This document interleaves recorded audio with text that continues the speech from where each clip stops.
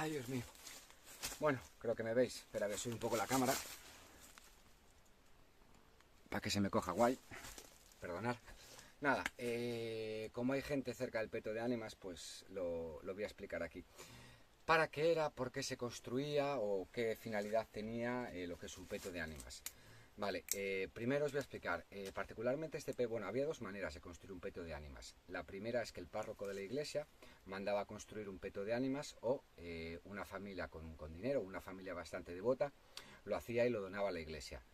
¿Por qué se construían los petos de ánimas? ¿O dónde se construían los petos de ánimas? Principalmente se construían en los cruces de caminos. Si os imagináis, pues antes la gente, lo que expliqué antes, iba alrededor de los... iba de pueblo a pueblo en caminos. Y en los cruces de caminos era donde más gente se encontraba. Es decir, pues la típica rotonda de hoy en día, entre comillas, ¿vale? Entonces era donde la gente se encontraba, donde paraba a charlar, donde había más afluencia en aquella época de gente. Entonces se construían principalmente ahí en los cruces de caminos. Como dije, había dos maneras. Una era el párroco de la iglesia, o otro, una familia devota adinerada, o no tenía por qué, construía un peto de ánimas. En esta ocasión, en el que estamos, en el que os enseño ahora, pues fue construida por una familia. Lo construyeron por su dedicación, por su devoción hacia la iglesia, ¿vale? Y se lo cedieron al párroco, con la única condición de que contratase una persona encargada de coger las limosnas o las ofrendas que dejasen en el peto de ánimas, ¿vale? Para llevarlas a la iglesia, es decir, una persona que tendría que venir todos los días o cada X días y ver lo que la gente dejaba y donárselo a la iglesia. Ahora bien, ¿para qué funcionaba un peto de ánimas?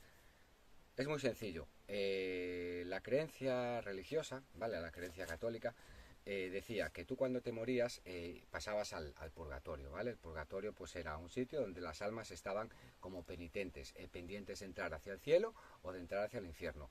En el purgatorio la creencia popular era que tenías que hacer una ofrenda, es decir, tenías que pagar como una especie de tasa, una especie de peaje para poder pasar al cielo. Entonces tú una vez que te morías, pues estabas en el purgatorio, tus familiares venían, rezaban en un peto de ánimas, rezaban unas oraciones por ti y hacían una especie de ofrenda en el peto de ánimas. ¿Qué tipo de ofrendas? Pues bien podía ser dinero, bien podía ser semillas, patatas, tipos de cultivo, todo lo que pudiese valerte en el purgatorio para pasar al cielo. Vale, esa es la creencia religiosa, la creencia popular. Entonces por eso se construían los petos de ánimas. Como podéis ver, el peto de ánimas que está aquí está bastante lleno de velas, tenía bastantes postales religiosas, tenía también un rosario colocado. Vale, el peto de ánimas, hasta ahí todo perfecto. Es que me embalo, son tantas cosas que me embalo, perdonad.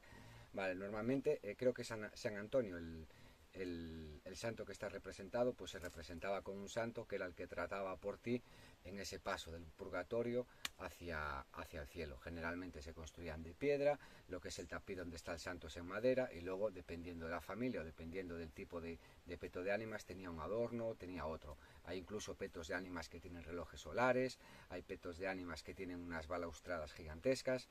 Eso ya era en función de la persona o el párroco o la familia que quería hacerlo. Pero principalmente los petos de ánimas eran eso, era para rezar, para que tu familiar, el alma de tu familiar pudiese pasar al purgatorio.